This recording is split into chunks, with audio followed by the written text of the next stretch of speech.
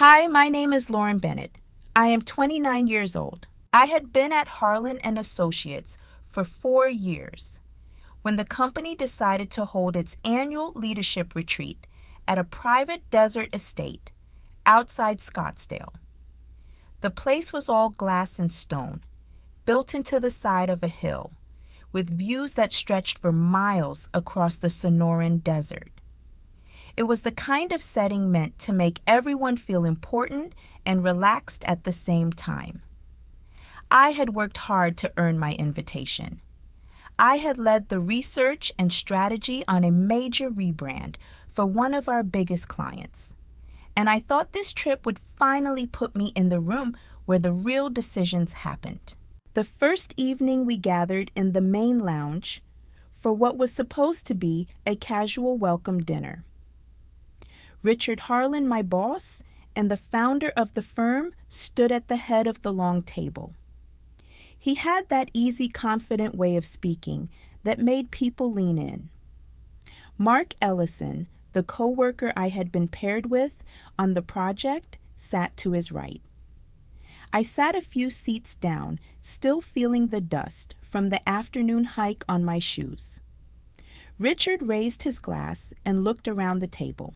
Before we get into the schedule for the next few days, I want to take a moment to recognize the real work that moved this company forward this quarter. Mark, you stepped up on the summit campaign in ways that went far beyond your title. The client was ready to walk and you brought them back. That kind of ownership is exactly what we need more of around here. A few people clapped. Mark nodded, looking appropriately humble. I waited for the next part. Richard had seen my late-night memos. He had signed off on the final deck I sent at 2 in the morning the week before. He continued without looking at me. Lauren supported the effort, of course. Her notes were thorough. But let's be honest, Mark carried the vision. From now on, any major client work will route through him first. Lauren, you'll be his primary support on the next phase. It's a good fit. You're detail-oriented. He's the one who sees the bigger picture. The table went quiet for half a second. Then someone changed the subject to the wine. I felt my face stay perfectly still, even though my stomach had dropped. Mark glanced at me once, then looked down at his plate. He didn't correct Richard. He didn't say a word about the nights we had both stayed late, the ideas that had started in my notes and ended up in the final presentation with his name on the cover slide. I excused myself after the main course, saying I needed air. No one stopped me. Outside, the desert was already cooling fast. I walked along the stone path that led toward the guest houses and tried to breathe normally. The betrayal wasn't just the words. It was how casually they had been spoken, like everyone already knew this was how things worked, and I had simply been too slow to understand. I had spent the last 2 years building a careful professional relationship with Mark. We had grabbed coffee between meetings, shared frustrations about impossible deadlines, even covered for each other when one of us needed to leave early for a personal reason. I thought we were on the same side. Apparently, the side only existed as long as I was useful and quiet. Back in my room, I opened my laptop out of habit. There was an email from Richard's assistant with the revised org chart for the quarter. My name was no longer listed under strategy lead on the Summit account. It sat under support beneath Mark's. The change had been made that afternoon, while we were all pretending this was a team-building trip. I closed the laptop and sat on the edge of the bed. The room was quiet except for the soft hum of the air conditioning. I thought about the confidential notes I had taken during a planning call 2 months earlier. Notes I had never shared because they contained things Richard had said off the record about another colleague's performance. At the time, I had told myself it was just documentation, nothing I would ever need to use. Now the file sat in a locked folder on my drive, like something I had been unconsciously saving for a moment exactly like this. I didn't open it that night. I just lay back and stared at the ceiling fan turning slowly above me. The betrayal had landed so cleanly, so professionally, that part of me wondered if I was overreacting. Maybe this really was about merit. Maybe I had missed something everyone else saw. But the quiet voice in the back of my mind already knew the truth. This wasn't about who did the work. It was about who Richard Harlan had decided deserved to win. And he had made that decision without ever asking me a single question. The next morning, the desert light came in hard through the tall windows of the main house.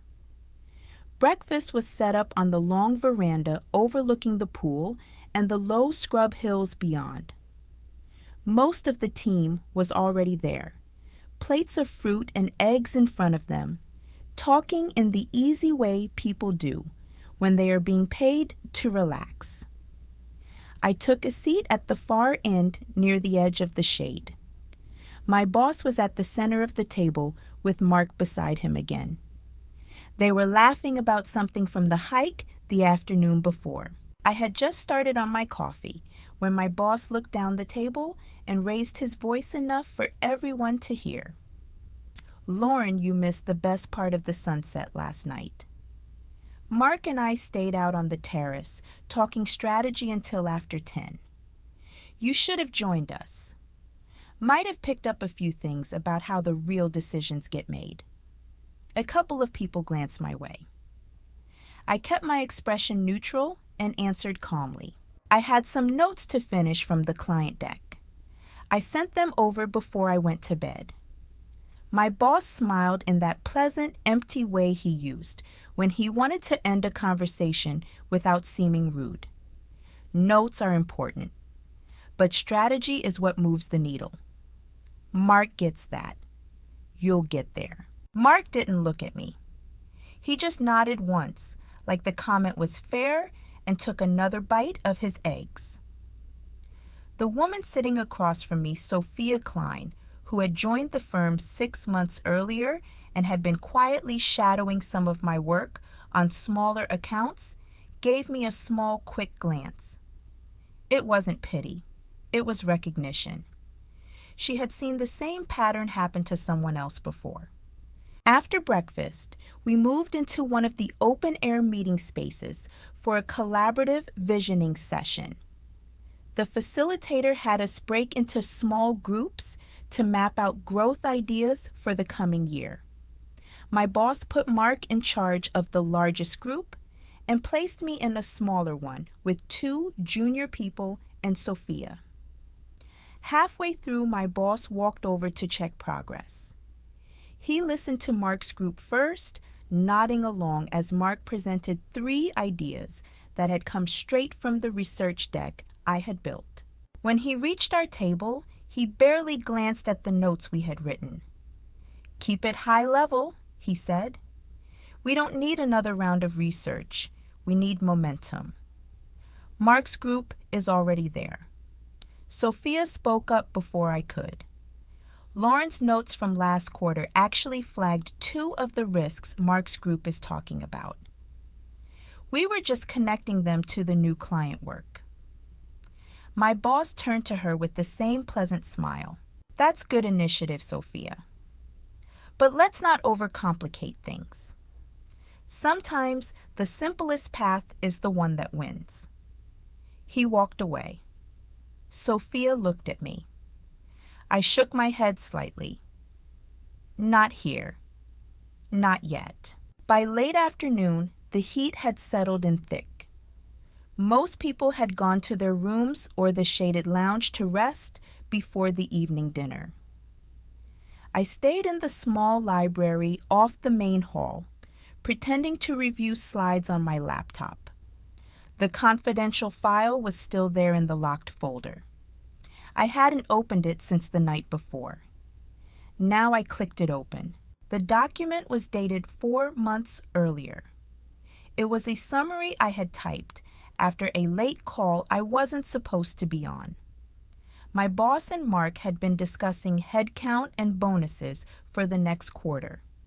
My name appeared twice. Once in reference to the summit work, Lauren did the heavy lifting on research, but we can reframe it as Mark's lead for client-facing credit. The second mention was shorter. She asked too many questions about ownership. Better to keep her in a support lane for now. Less risk of her pushing for a bigger slice. I read it twice. The words were mine, but seeing them again in this quiet room at the desert estate made them land differently. This hadn't been a sudden decision at the welcome dinner. It had been discussed, shaped, and agreed upon while I was still sending late-night updates and covering for Mark when he missed internal deadlines. I closed the file and sat back. My hands were steady, but my chest felt tight in a way that had nothing to do with the heat. I had spent years telling myself that if I just worked harder, documented everything, and stayed professional, the pattern would eventually shift. The notes proved it never had been about effort. A soft knock on the open door made me look up. Elena Vargas, the client lead from Summit, who had flown in for part of the retreat, stood there holding a glass of water.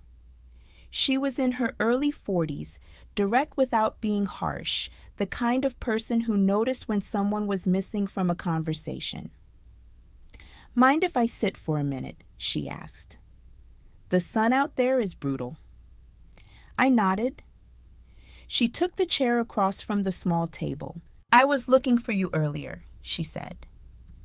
"The revised deck that went out this morning has Mark's name on the strategy section. I thought we were still iterating on the version you sent last week." "Did something change?" I kept my voice even. There was an internal realignment.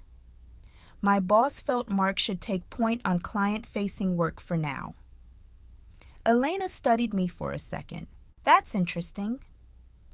Because when we spoke last month, you were the one who caught the positioning issue that saved us from a rework. I assumed you were still leading." Before I could answer, Mark appeared in the doorway. He looked surprised to see Elena there. "Elena, hey. Richard's looking for you in the lounge. Something about the Q3 numbers." Elena stood but didn't move right away. "I'll be there in a minute. Lauren and I were just catching up on the deck." Mark's smile stayed in place, but his eyes flicked to me. "Great. We can all sync later?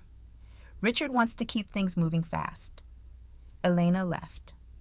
Mark stayed in the doorway for a moment. "You okay?" he asked, voice low. "You've been quiet since last night." I looked at him. "I'm fine, just making sure I understand the new structure." He hesitated, then stepped inside and lowered his voice further. "Look, Richard sees you as steady. That's a compliment. Not everyone gets to be the face of the big accounts. You're still part of the team." The words were soft, almost kind.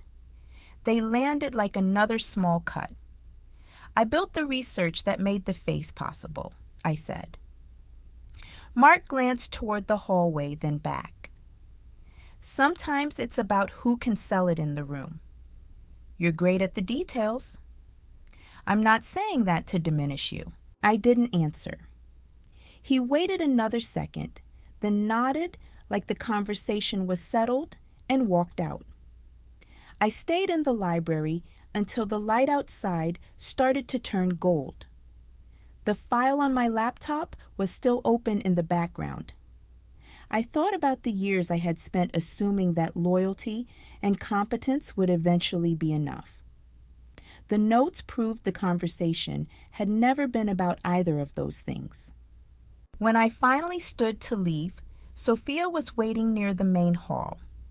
She held out a printed copy of the original research summary I had sent weeks earlier.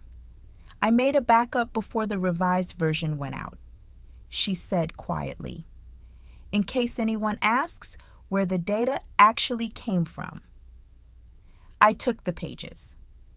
The corner of one had a small note in her handwriting. "This was yours first." She didn't wait for thanks. She just gave me a small nod and walked toward her room.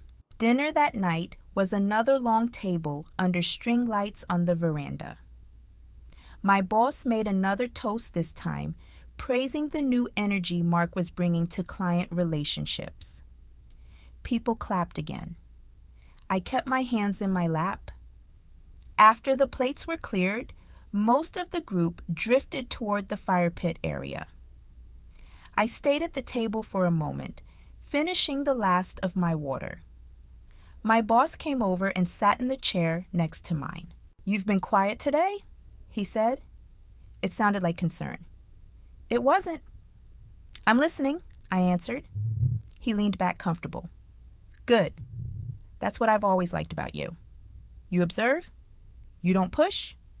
Mark pushes. That's why he's moving up. You understand the difference, right?" I met his eyes. I understand that the work I did is now being presented as his. My boss's smile didn't change. Presentation is part of the work. You'll get credit for supporting it. That's how teams function. He stood up and patted the back of my chair, once like the matter was closed. "Get some rest. Tomorrow we're doing a full run-through of the Q3 pipeline. I want you taking notes so nothing falls through the cracks." He walked toward the fire pit. I stayed at the table a little longer, the printed pages Sophia had given me still in my bag beside me. The desert night had cooled, but I didn't feel it. I was thinking about the file on my laptop and the conversation I had overheard months ago that I had typed up without ever intending to use it. I had one more day at the estate before we flew back. One more day of watching my boss hand my work to the coworker who had helped him plan exactly how to take it. I stood up and walked toward my room.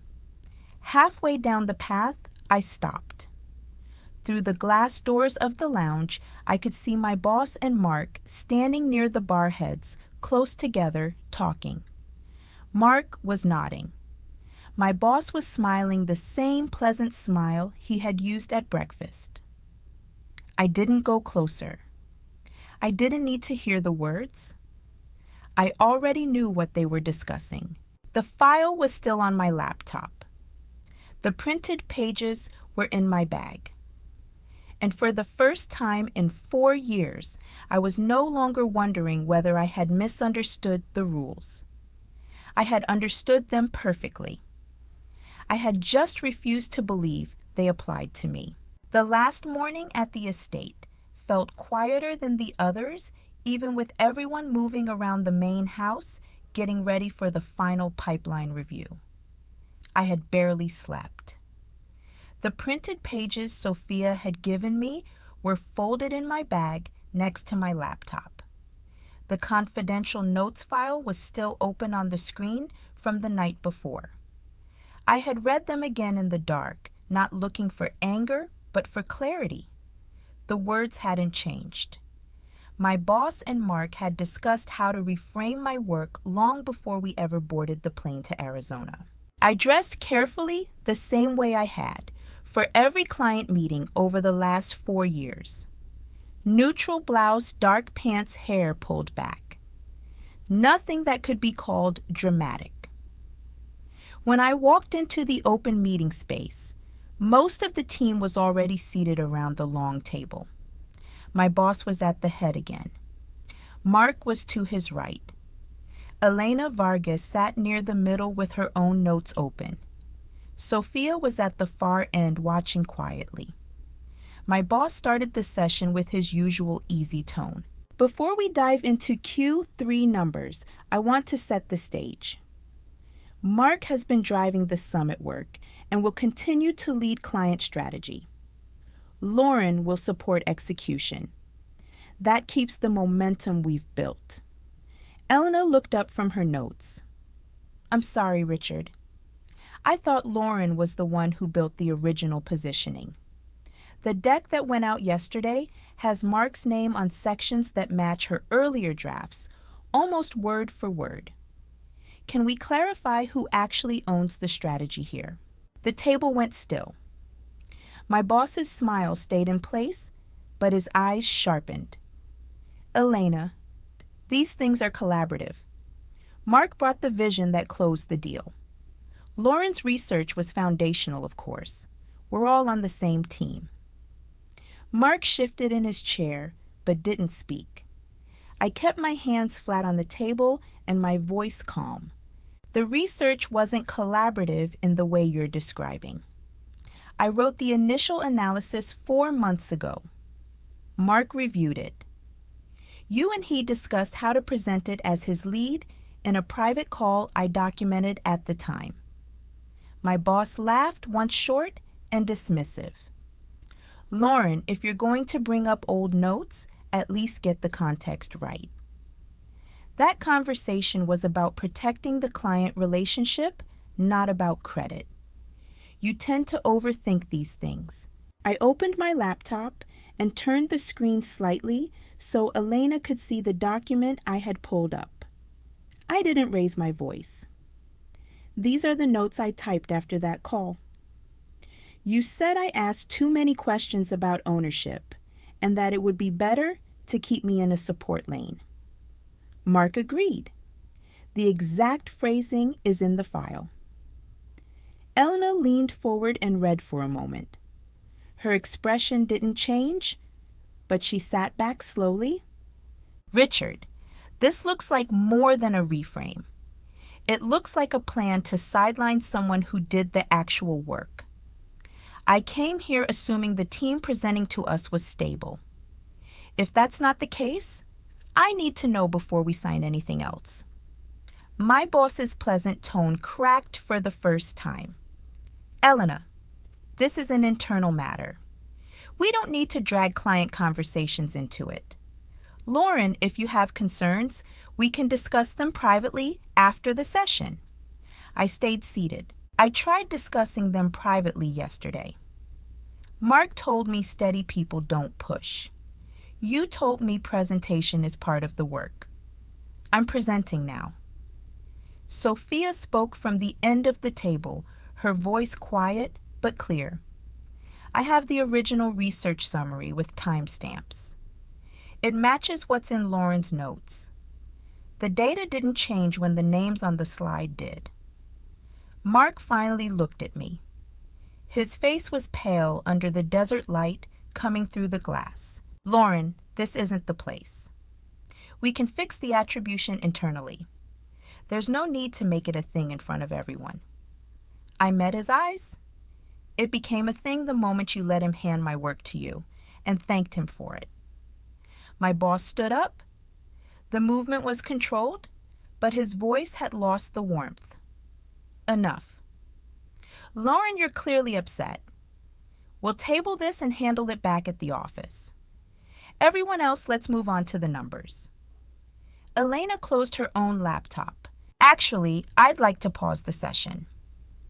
If the leadership structure on our account is this unclear, I need to speak with my team before we continue. Richard, I'll call you later today. She stood and left the room without waiting for an answer. 2 other people followed her out. The rest stayed eyes on the table or their phones. My boss looked at me like I had broken something expensive and irreplaceable. You just made this personal, he said quietly. That was a mistake. I closed my laptop. It was always personal. You just preferred when I didn't notice. I walked out of the meeting space and back to my room. I didn't pack in a rush. I folded my clothes the same way I had unpacked them 3 days earlier. When I was done, I sat on the edge of the bed and sent 1 email to my boss's assistant and 1 to HR, copying myself. The subject line was simple: resignation effective immediately. I attached the confidential notes file and the original research timestamps. I didn't write a long explanation. There wasn't one left to give. Sophia found me on the path to the car that would take us to the airport. She handed me a small envelope. It's the backup copy of everything, in case you need it later. I took it. Thank you. You didn't have to do that. She shrugged once. You didn't have to stay quiet for as long as you did either. Some of us were waiting to see if anyone would say it out loud.